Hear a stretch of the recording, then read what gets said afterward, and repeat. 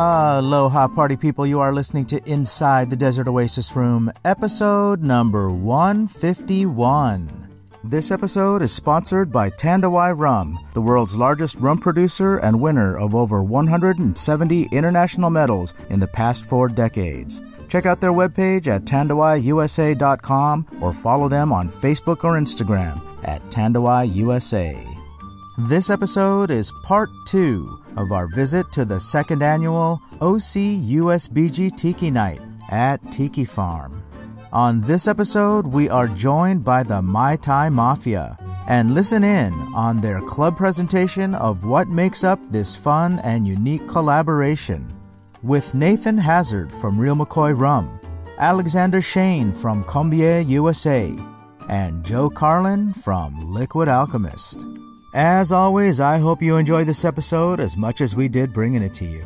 If you enjoy this podcast, please give us a good rating. Doing so helps people find the show and boosts our presence. Also, subscribing makes it easier for you to follow our adventures, and subscribers always get new releases first.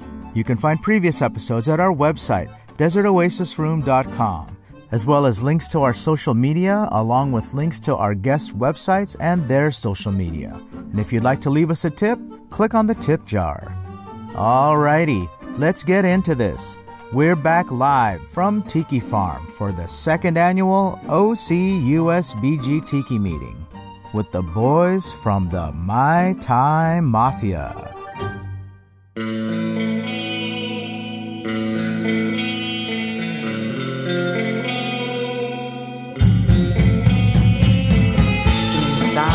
Desert Oasis Room.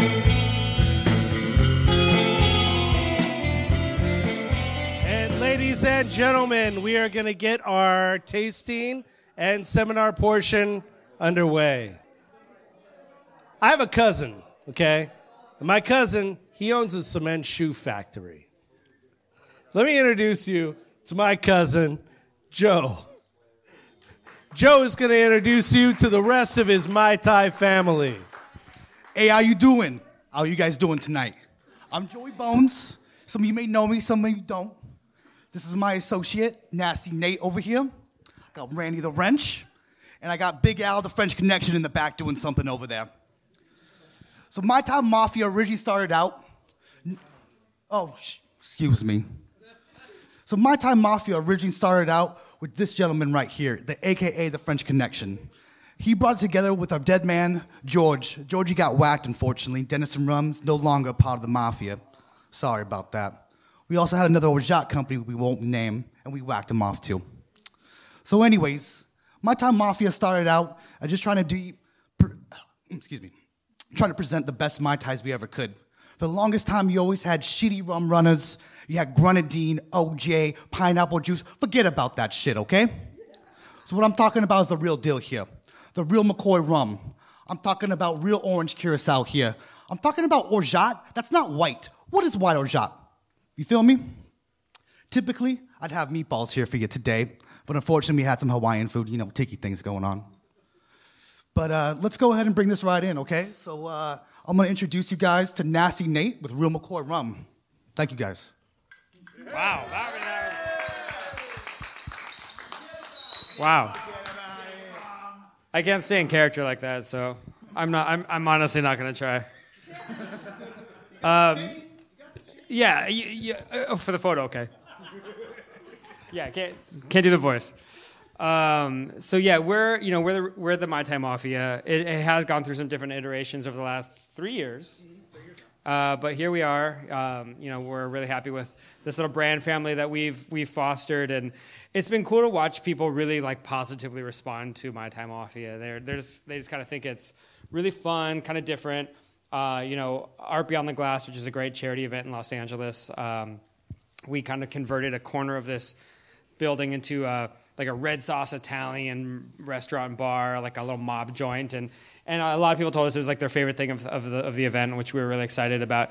But it's really just, I think, something that we're always thinking about as in the industry is like how can we engage in different ways and get people talking and thinking a little bit differently. So I think that's the whole idea of Mai Tai Mafia. It's a really simple idea, but it's let's just be engaging in a slightly different way than just the average bear.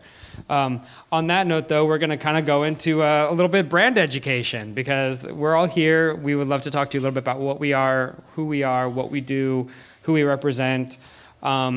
And why we're so passionate about what we do that we even make the time for these kinds of activities like Mai Tai Mafia.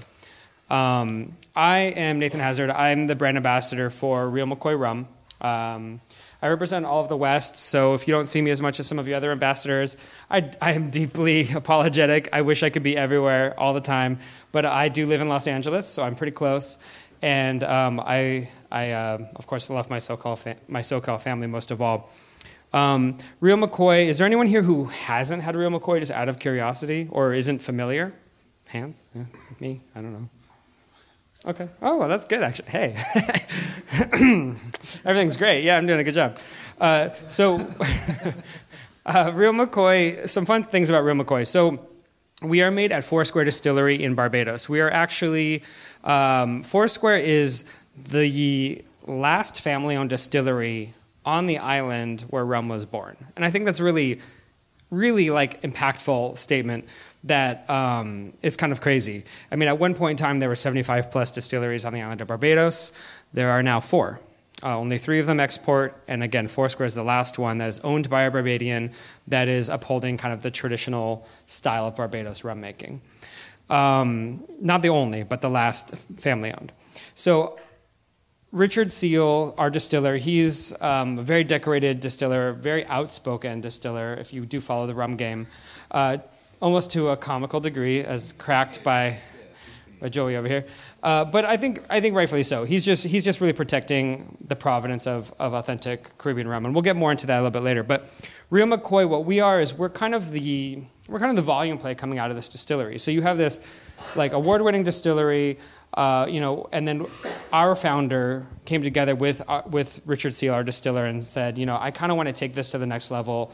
I want to work with you on being kind of a volume play, something that bartenders can use in cocktails, something that consumers can afford on the shelf, and really bring this idea of real rum home and really show people what authentic Caribbean rum is.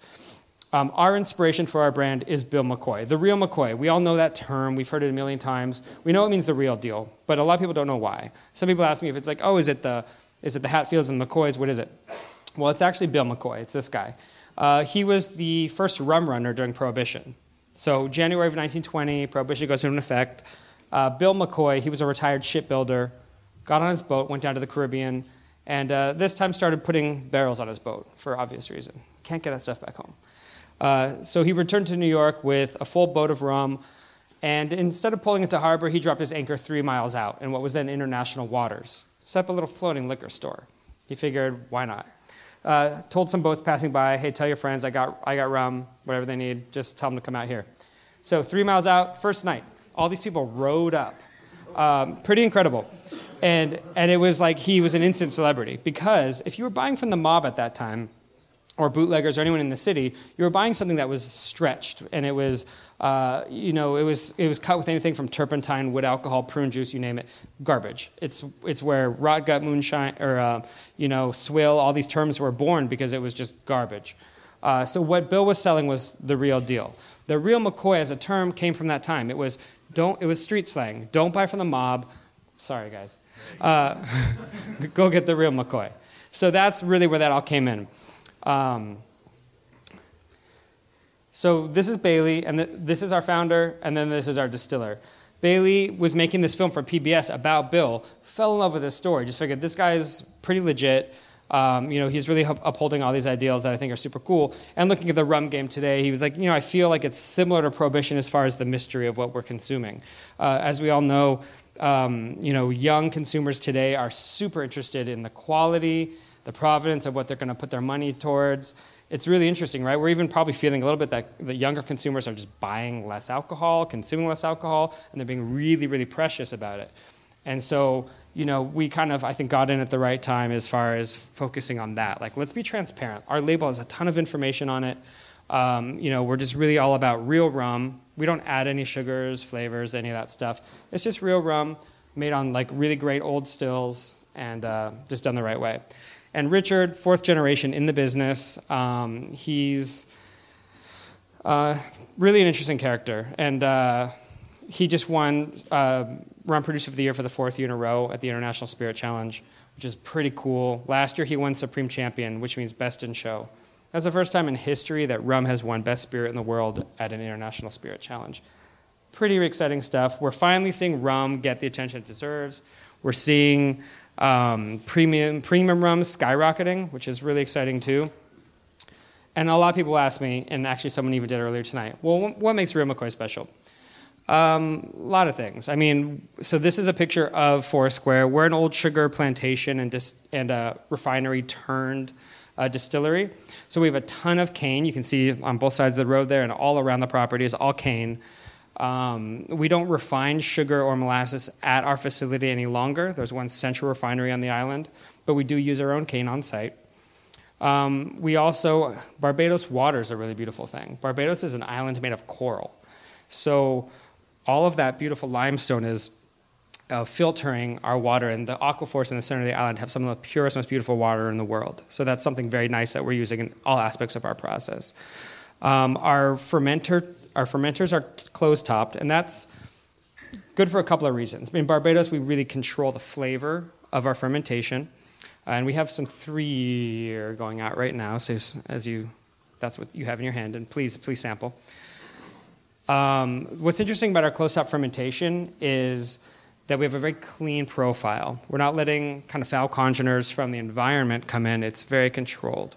On top of that, we're a no-waste distillery. So in fact, even those cups that your rum is in right now, that's made from bagasse. I'm good. That is actually recycled sugar cane that is made into a plastic-looking cup that you're consuming there. At our distillery, though, our closed-top fermenters, we collect all that CO2 and off-gassing. We pump that, wash it, pump it into water. We make soda pop from our fermentation gases. So there's actually a soda plant right in the middle of our fermenting room at the distillery. It's only one of many ways in which we use everything. All of our solids are fuel and feed. All of our liquids get pH balanced and go back out to to irrigate the fields. And then our stills right here, those are a picture of our two stills. That's a 1,260-liter copper pot still, one of only a handful in the entire Caribbean that is still producing regularly to this day. And then that's our coffee still, which is the earliest form of twin column still. And then we have about 5 giant-ass rick houses aging all of our stuff. It's Caribbean aging, so it is open-air rick houses. We don't have to move anything around, but it's about 80 degrees every day of the year in Barbados. And that's something really interesting to keep in mind. Very, very humid, so we lose 7 to 8% every year to angel share. Think about that. Like 1 to 2% Scotland, 3 to 4% Kentucky. We're losing 7 to 8% every year. And with one thing you should know about Real McCoy, all of our age statements are true. So that 12-year year that you're going to have in a couple minutes, that is 100% 12-year juice. We don't add any sugars, flavors, etc. So, did everyone get a chance to taste that 3-year? Yeah. So what you have here is it's incredibly smooth. We don't really believe in silver gold dark with Real McCoy. I mean, that's kind of a construct that is a little more modern, really, in the scape of rum. What we have is aged rum from Barbados, from molasses. Those are the distinctions. Of course, you'll notice looking at our lineup, though, it's kind of like, it's kind of a silver, it's kind of a gold, it's kind of a dark. But it's really just targeting those avenues, but introducing this real rum aspect. Like, this is just rum. But yes, please use it in your mojito and your daiquiri. Please use it in your tiki drinks. Please use it in your stirred whiskey-like drinks. That's obviously kind of our focus, but using these different forms of existing Barbados traditional rum.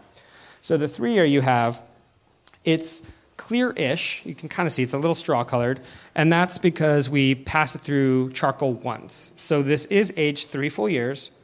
That pass-through charcoal just takes out some of those colors, but what's nice about it, in my opinion, it's pulling out some of those wood tannins and linens that are giving it, that usually would give barrel-aged product that really woody flavor. It's taking that out. And what you're getting is a beautiful clear, and you're getting the 5-year next, so you can kind of compare if you still have both. With the 3-year, though, you're getting a really nice clear expression of our fermentation. So you're tasting those nice fruity notes, those kind of dry sugar notes that are coming from the molasses wine. And that's just really showing you what that fermentation, I mean, if you think about distilled spirits, most of what you're tasting is that fermentation. What you do to it after that point can change the flavor, but if you're making a nice, clean, pure spirit, you're really tasting whatever that sugar is that you're fermenting in the first place. And in this case, it's molasses. Now, does everyone have a 5-year at this point, kind of? Now, see how different that is? Like, this is so much more about that barrel, right? That richness, the caramelization, a little bit of those bitter wood notes. This is very, very classic Barbados. And in fact, the point of this particular blend of pot still and column still, this amount of age, the whole focus of this was 1920s Barbados in a bottle. And that was the concept. So it's a little more pot still than some of the rums you're getting now out of Barbados in this particular blend, but that was to really kind of be a time capsule. And this is also very generally traditional for the island, this profile here. This is our flagship rum. We're super proud of it. I like it for bars because it's so versatile. This is a workhorse. You can use this for daiquiris. You can also use this for old fashions. Use it for tiki. You can use it for highballs, mules, what have you. You can sip it neat, obviously. It's incredibly smooth. So this is my personal favorite. I love the 5. And then we'll get the 12-year coming out as well in a couple of minutes here. And again, just the big thing about that is the big jump in age, showing that tropical aging, showing what aging 12 full years in that climate can really do. So that's kind of like, this is like, oh yeah, question first. How would you compare, say, 5 years or 12 years of tropical aging to 5 to 12 years in Kentucky or something? Right. Well, and the good way to look at it is just the mathematics, right? Like I said, 1 to 2% evaporation in Scotland because you have seasons. You have more intense temperature change. You're not getting as much contraction of that barrel and evaporation, and with that contraction comes the flavor development. It's as that liquid goes in and out of the wood, that's where you're getting those flavor development, right? So if you only have 1 to 2% evaporation, you're having less action, less flavor. If you're having 3 to 4% Kentucky, a little less action, a little less flavor. If you're in the tropics and it's just hot and humid every day of the year, because I will take one of those. I like them all, I really do, but sounds good. Sounds good right now. It's just a whole different thing. And so this really drinks older than 12 years. This drinks more like a 20-year Scotch. You don't see anything 20 years old out of Barbados for the most part because there would be nothing left. It would just be so expensive to make that. And yeah, you can top off bottles and it's physically possible, but you're losing almost all of it by the time you get there. Even with our 12-year, we're losing, if you do that math, we're losing a majority of our juice in the making of this bottle. The blending is only from the 2 stills. It is not ages. All the ages are 100% true. So that's 100% 12-year juice in this glass you just got. Yeah, so we are all aged in ex-bourbon barrels, or we were just talking about, it's Jack Daniel's barrels. But I was told that if it's before it's filtered, it's not necessarily Tennessee whiskey, it could be called bourbon. So yeah, here we go. So ex-bourbon, but yeah, ex-Jack Daniel's barrels. For this core lineup, all 3 of those are used in those barrels. Char, it's about a medium char. You can tell it's not like super intense, but. I do not believe we rechar them, no. But we did just build a rick house, and now we're doing some of our own barrel treatment moving forward, which is going to be really fun. We actually just did a virgin barrel last year as our limited edition. So every year we do a limited, and we just did a 10-year virgin oak, which was super special, kind of treating it like a whiskey going into the barrel itself, and that had a really beautiful, beautiful flavor, yeah. Yeah. I love this. Nerding out. What's your barrel entry? What's that?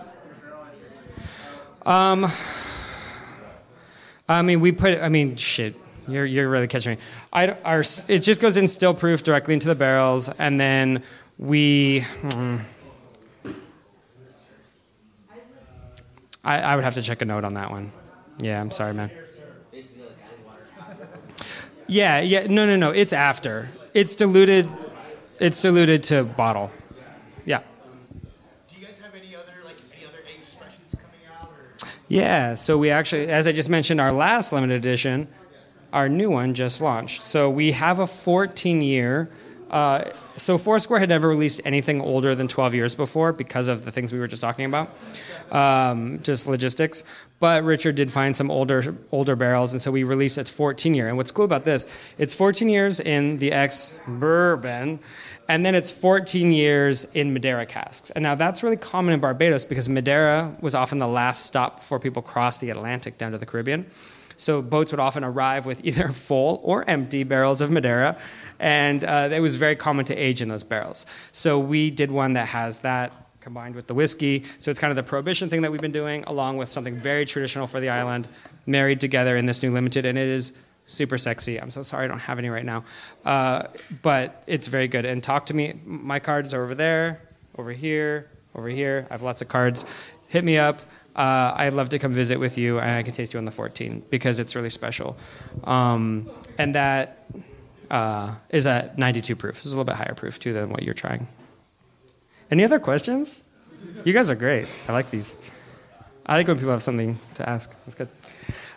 Well, thank you. That's my little Cliff's Notes version of what I do. What's that? As I said, I'd love to meet you all personally and come visit you at your places of work and kind of continue the conversation. One last thing I'll mention is Guardians of Rum. If you're really into rum and you kind of like the nerdy aspect of it, definitely follow Guardians of Rum. It's kind of a new-ish organization of rum brands that are coming together basically from different islands around the Caribbean. So on our bottle, you'll notice it says single blended rum. That means single distillery. That means it's coming directly from our distillery in Barbados. It's not a third, fourth, fifth party kind of a situation. And then the blend is our two still types I talked about. But there's a lot of single distilleries around the Caribbean, so people who are selling direct, who are realizing the struggle in kind of the rum game of just staying noticed, staying relevant, not having maybe the deep pockets some of the other brands have. So we're kind of talking to each other more these days and kind of just working on finding initiatives to protect traditional, authentic Caribbean rums. So this is basically what this group is all about, is just helping each other anywhere from marketing events to legislation. We actually just got a GI pass for Jamaica, and we have a geographic indication coming next for Barbados, hopefully. Does that mean that the big names are out there are essentially dumbing down their product? Or? I'm not going to speak to anyone's product, but the idea is that sometimes this is really about education, right? Because there's a lot that people don't. Rum, I think, admittedly, is a lot of people's sore spot, or that they don't maybe know as much as they do about some other categories. So one thing Guardians is doing is a lot of education, and then also kind of just differentiating, not to say anything negative about anyone else, but just to bring attention to the producers who have been doing it for generations and who are doing it really well and doing it with just all of that authenticity and bring exactly. And it's really bringing attention to that. And then in the case of some of these islands, protecting things that are actually kind of being threatened. So making sure that, someone can't come in and put a sugarcane vodka on the shelf and call it Jamaican rum if it's not made in Jamaica, because that stuff happens. The TTB allows a lot of fanciful language, they call it, right? So it's an allowable amount of false marketing. And that's something that we're just kind of trying to educate about because it is a little murky. One more question. Is there any sort of legal definitions of terms that end up going on bottles that are definable versus say small batch? You mean something that is fanciful or something that's true? True and Well, I'll tell you one thing I can say about age statements. So there are two legal lines for age statements because there are a lot of things out there that might have a 20 plus number that you might wonder, is it really that old? Well, there's a way to find out. There are two legal lines: aged, number, years old. Any other combination of numbers and words, it's fanciful. So if it says slow aged, trademark, 23. If it says batch number, 21. These are marketing terms. It doesn't mean anything. It doesn't even mean a drop is that old. It's not like Solera where maybe part of it is. It doesn't mean anything, which is kind of crazy. So that's one thing you can kind of be armed with if you look at a bottle. And this applies to all spirits. if it says, it has to say one of those two lines to be a legal age statement. Yeah. So I don't want to take up all the time. We have two very important brothers to introduce. But thank you very much for your attention. Please come up and talk to me. We can continue this conversation after the presentation. But next, I'm going to turn you over to Randy, who is... Wait, Randy the what? Randy the Wrench. Sorry, Randy the Wrench. He is, you've probably heard of him. He's the founder of this thing. It's called Liquid Alchemist. Oh, hello. Thank you, Nathan. Guys, what's up? Hey, food guys back there, can you hear me? I talk loud, by the way. I'll talk over you for sure, Benny. What? Hi! So check this out. If y'all come in here, I got some eyesore stuff on the screen, and we're going to give away some prizes. So you got to pay attention to this portion. It's very important. Yeah, I know. Come on. If everybody likes T-shirts and pins and stuff, that's what I do. That's how I rope them in. But dude, please do come up. We're going to learn some stuff between Real McCoy, Liquid Alchemist, and C&I brands with Alex over there. But first and foremost, talking guys over there, I have a question for you. Do you know Liquid Alchemist? Come and learn. All right. That's why we're all here. So check this out. I'm very pleased to be here in the Tiki Farm headquarters because Holden started Tiki Farm 19 years ago, as he was telling me, right? And now he's got this big warehouse, and he's showing you his operation about how he runs his business. And this is huge because that's how I started my company 12 years ago in my kitchen, sourcing ingredients from Ralph's and getting bags of sugar from the Chinese market in mass quantities when people would hit me up on Friday night and be like, hey, dude, can we get like 6 bottles of ginger? I know we forgot to put the order in, but we need it in like 4 hours. Can you do it?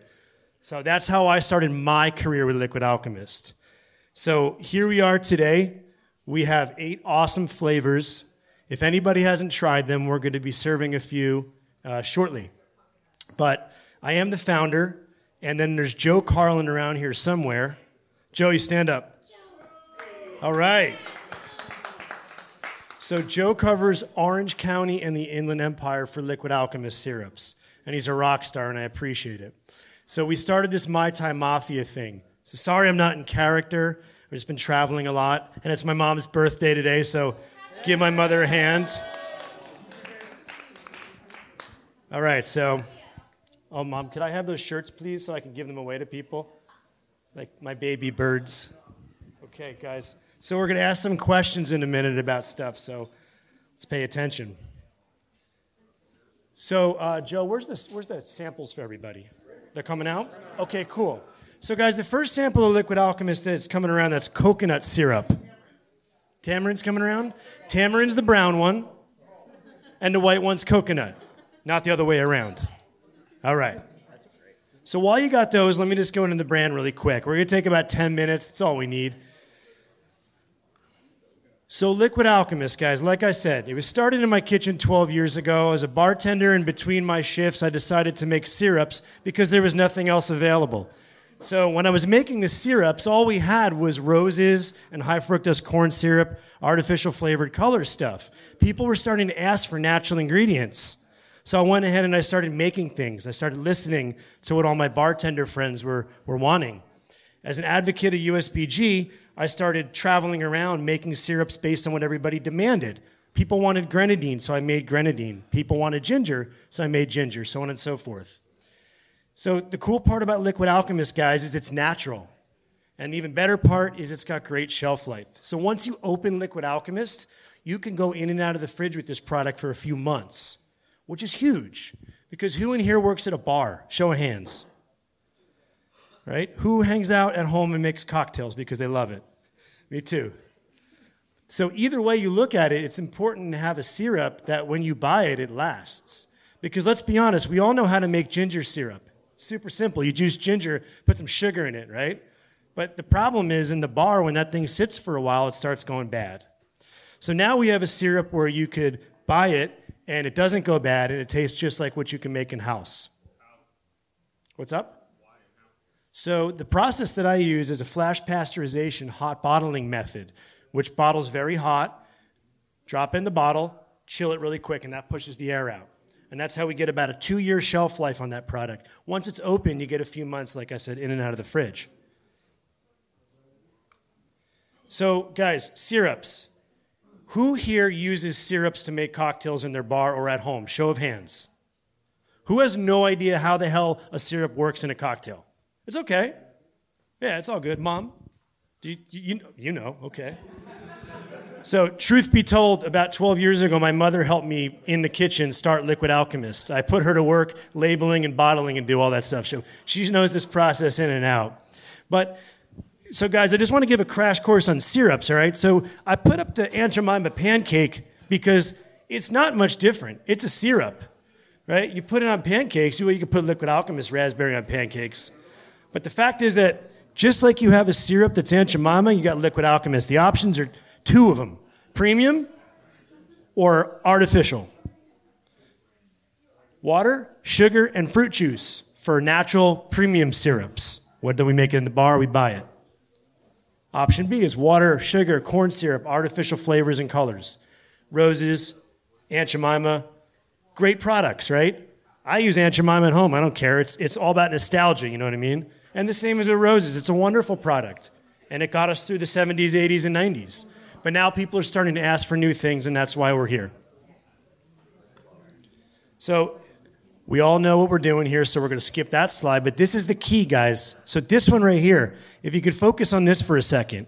So we don't bash brands necessarily, and you'll hear me say every brand has its use and its efficacy. These are great products. But if you want something natural, we now have an option. So where for Tiki, we would do the coconut breakdown where we would scoop out Coco Lopez, put some water and some sugar. Somebody would probably slice themselves in the top of the can at least twice a shift, right? Myself included. Same with this, the Coco Real. Great product as well. But we just have a premium product now that has natural ingredients, so we now have an option. And that's the first one that's in front of you guys. That's the white one. That's the coconut. So please, everybody, give that one a try. You like that? Thank you, Christian.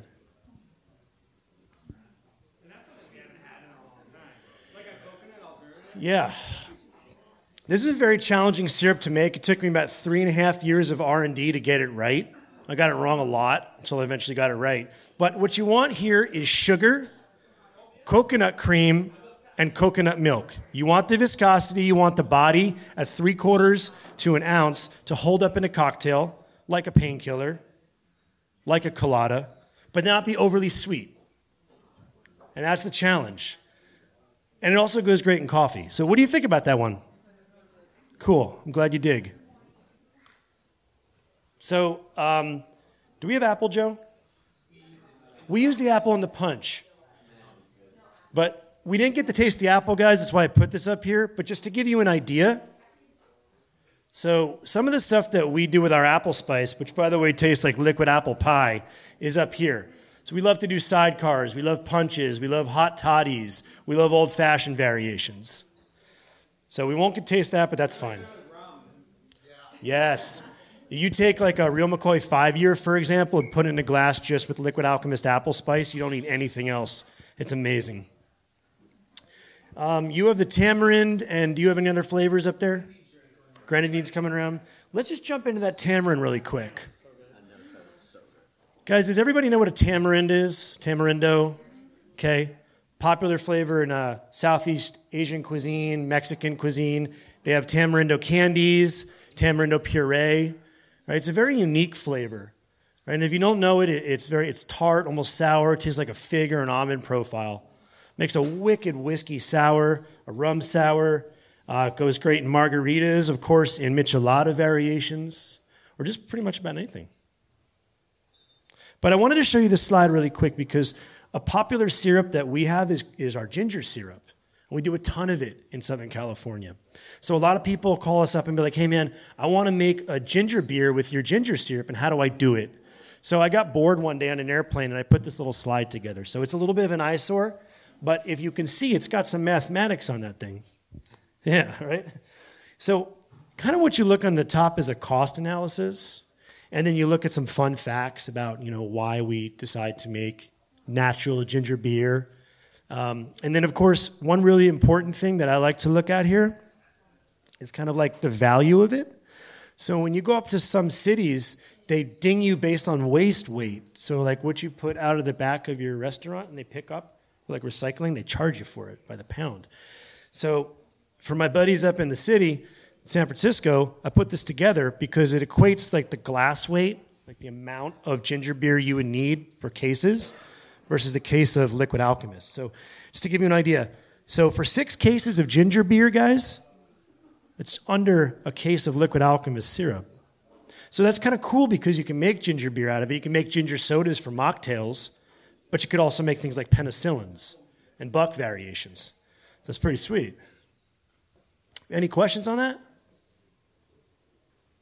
I didn't think so. Yeah, oh yeah. I like how everybody's listening. So, tasted the tamarind, tasted the coconut. We're not tasting apple. I think we have grenadine coming around. Okay? So, in the interim, we're going to give away some stuff. So, first hand up gets a t-shirt. That doesn't count. You have to ask the question. Okay, so Real McCoy Rum, right? Real McCoy Rum has 4 age statements. Somebody name 3 of them. You first. Is that correct? Well, yeah, I just didn't see which hand went up. It's correct. Okay, cool. Give that man a shirt, please, Alex. Give him a shirt, I'm not afraid. Yeah. We're getting everybody in here. Orgeat. Who knows how to make orgeat and the ingredients that are in it? Christian. There is orange water. There's almond extract. There's almond extract, ginger water. There's allspice, and almond extract. Yeah, and orange water, almond extract, sugar, water. Right? Am I missing anything? Almond. I think we'll take that. We're going to take 3. I want to see 3 different recipes here. Okay. Our friend over here, she was next. Give him a shirt. He wins. You win. For orgeat? For orgeat. Make your orgeat recipe. We are going to use blanched almonds. Blanched. Blanched. Alex, is that correct? Alex is French, by the way. Is that correct? Blanche? Blanche? Okay. Almonds. Blanched almonds, sugar, and water. We're some sort of a cheesecloth, too. Anything else in there? You guys all know it. Y'all know it. Can you help her out? Don't worry. You got. What did I miss? Orange flower water. Yeah. Okay. Yeah. Same thing. What's? Could anybody name a variation of orgeat that can be good? You don't count. Anybody? Pistachio. That works. Does anybody here have an almond allergy? Any show of hands. It's okay. And here's the reason why. This is really important for customers when you're serving, guys. So I just want to give you one little piece of advice. This is like the only time I take a warning, is for an orgeat syrup, right? One really good thing to do on the menu, keep this in mind, is if you put the orgeat syrup on there and you're not in a place that you get a very educated bar customer, one really good thing to do that I found is to put almond orgeat or orgeat almond syrup. Little insider tip. Saved me a lot of trouble in the past. Give them a t-shirt, please. Okay, next question, guys. Did anybody get the grenadine yet? Yeah. Okay, here's a question. How do you make grenadine? Pomegranate juice, sugar, and orange flower water. Yeah, that works. Any other variations you could add to that back there? That works. Cool. These 2 guys. Nice. Okay, so we got the grenadine in front of us. Does everybody have it? I use it every day. I know what it tastes like. Give it a taste. What do you think? I know it's good. It's really good. Okay, for a prize, what is a cocktail you use with grenadine? Pick somebody that wears double XL. I know, it's all we got left. It's messed up. It's a nice blanket. The gal right there with the yellow sunglasses. Tequila Sunrise. Tequila Sunrise. Yeah. Well done, very well done. That's classic. For another prize, we got other stuff. For a pin, for a Tales of the Cocktail Liquid Alchemist pin. What is another cocktail you can make with grenadine? A classic. Nope, that doesn't count. This guy with the tiki shirt. What the hell is that? Isn't that a sex move? What's another one? You were next. Yes? Rum runner. Nice. Well done. With a shirt. You like that? Singapore sling. What is that? Singapore sling. Nice. We got one more cocktail. We got one more. Last pin. Last cocktail. You already got something. What do you got back there? What? Hey, here's for creativity, brother. Guys, thank you for paying attention for this 10 minutes. That's all I'm going to talk. Guys, here's our social channels. We absolutely love Instagram, like, obsessively. So if you have anything, please check us out on Instagram. We're doing an awesome apple spice winter cocktail contest. So guys, thank you for your time. Big thank you to USBG for having me here. Thank you to Tiki Farm for allowing me to take up some space and breathe some air. And thank you for you guys for using Liquid Alchemist. I greatly appreciate it. Prickly pear and strawberry coming soon. Thank you, guys. Oh, and yes, bitters as well. Thank you. Yeah, bitters. We're launching a chocolate and a spicy bitters. Joe, you're the MC. Like heat, like hot, like ghost pepper, capsicum, and then the other one's going to be chocolate bitters, like a cocoa bomb. It's going to be delightful. Yeah. So guys, without any further ado, I'm going to turn it over to Mr. Alex from C&I Brands. Thank you, Randy. Hi, everybody. Do you like the syrup? Right? Okay, cool. Thank you. Yeah? All right. So I'm Alex. I'm with C&I Brands. We're the importers of a bunch of cool stuff, including Combier liqueurs from France. So I'm, right, the French connection, that's me. I can speak like that if you want to. I can force it a bit, you know. Oh, baguette, yeah. Yeah, right, okay. All right, so do you guys know, any of you know about Combier orange liqueur already? Yeah, like it, all right. Some fans over there. So basically Combier, you're going to have a little taste coming in a second, is the first ever, I'm going to show you the bottle right now. Boom, here. So it's the first ever orange liqueur triple sec in the world. It was created by Jean-Baptiste Combier in the city of Saumur, here in Loire Valley, in the west of France. What? Ah, c'est vrai? De Saumur, ben voilà, Saumur connection. So yeah, and so he was a candy maker at first. See, like everybody makes syrups, candies. And one day he created an orange liqueur to put in his chocolate. And everybody around him was like, oh, wow, this is good. Like, can I get just some of the juice, please? So I was like, all right, see what's going on. So he gave up with the candies, and he started his own distillery. And this is the distillery here.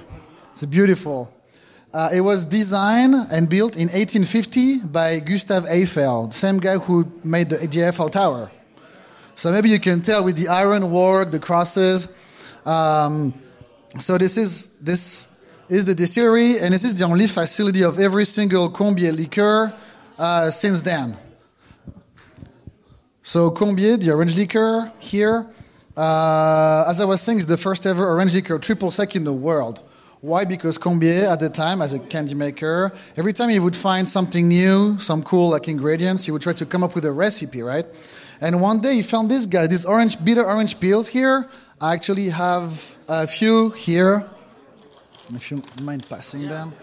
Thank you. I got. And, yeah.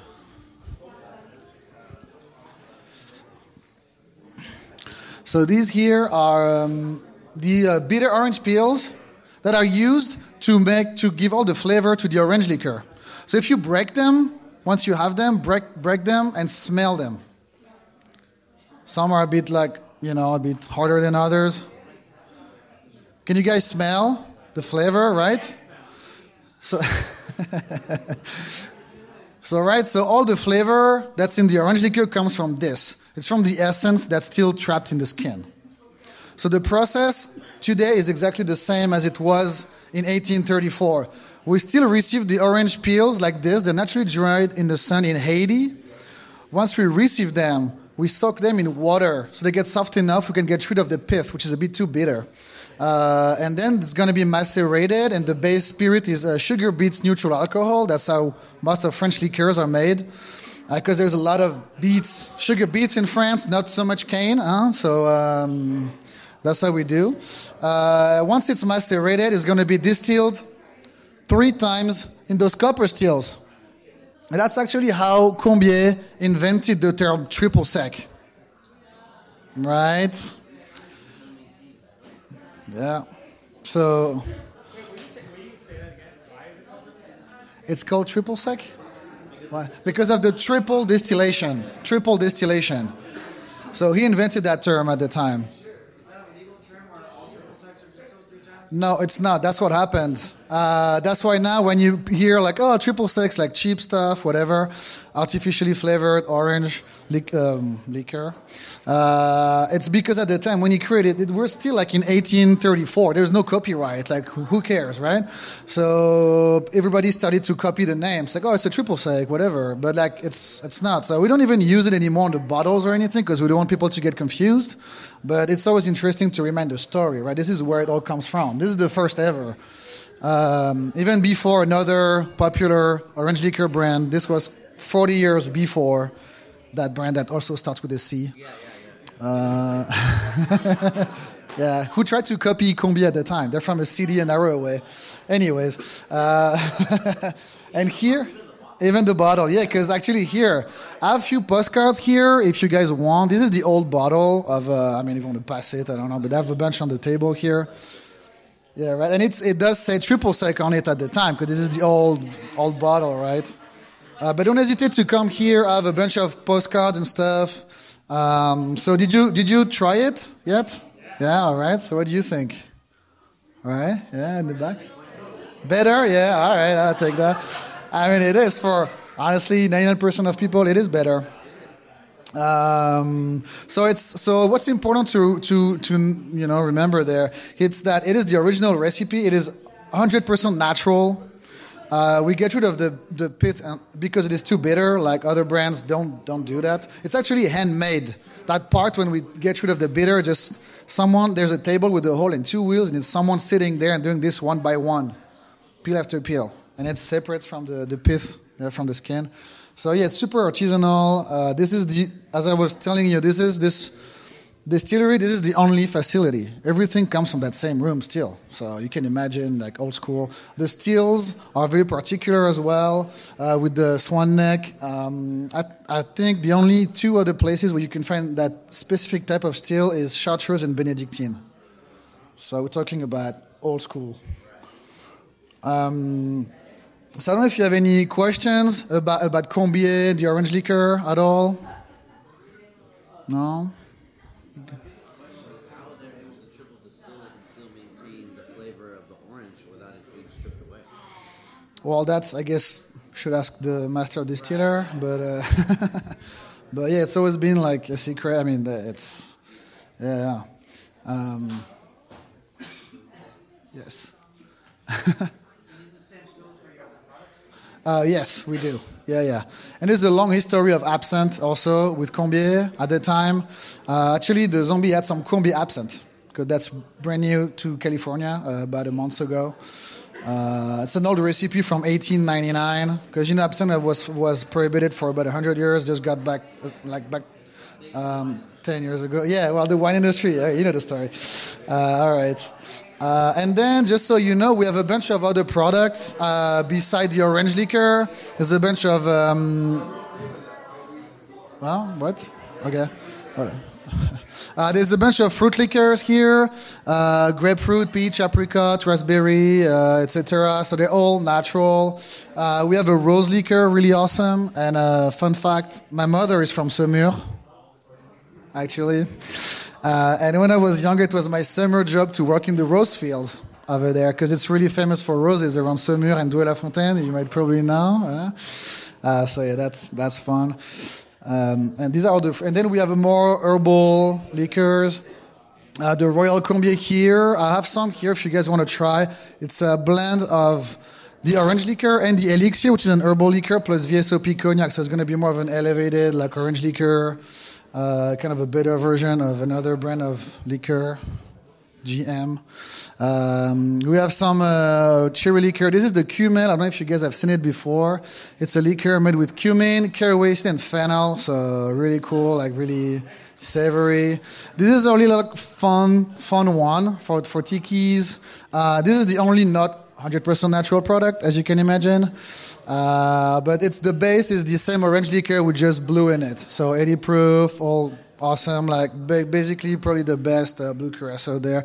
We came up with this last year because we had a bunch of friends working at tiki bars and asking us for years, hey guys, when are you going to come up with something like all blue curaçaos are shit? We're like, so they would actually buy the orange liquor and dye it themselves. And then we just like came up with this last year. So if you want to have like good blue curacao, like there we go. And this is the absinthe I was just mentioning. The Combier, the Blanchette. It's a white absinthe, Swiss style. Really cool, 60% though, so careful. So the rouge is gonna be more dry and light, like not viscous at all. It's actually an old recipe that was created by the nuns of Saumur in 1632. It's a blend of two types of cherries, Morello cherry and Guigne, which is a tiny cherry specific from Loire Valley. So that brings it more of like earthy profile, lighter, 17%. So it's called Guignolet in Loire Valley. It's a really traditional aperitif that you would just drink on the rocks. I have some in the car. Meet me in the lot. So yeah, that's about it for Combier. I don't know if you have any question about some of these liqueurs, the history or anything. No, we're good.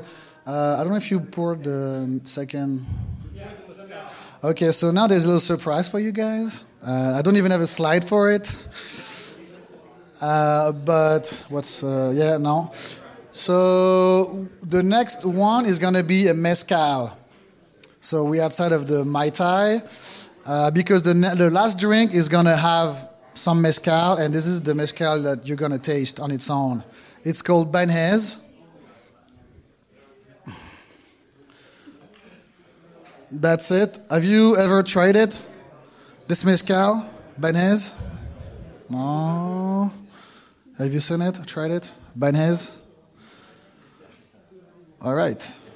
So this mezcal is really cool because it's produced by a co-op of small producers in the village of San Miguel y Jutla, so it's in the south of Oaxaca. As a co-op, that means all those guys, they started a few years ago, they were like, 8 mezcaleros. Now it's about 36 families working together. So it's 25 palenques, but also farmers, nurseries, and people working at the bottling plant. All coming from around the village of San Miguel y Jutla. So those guys, being part of the co-op, they all have their own share of it. They also co-own the brand, so it's probably the only mezcal that's totally owned by the farmers.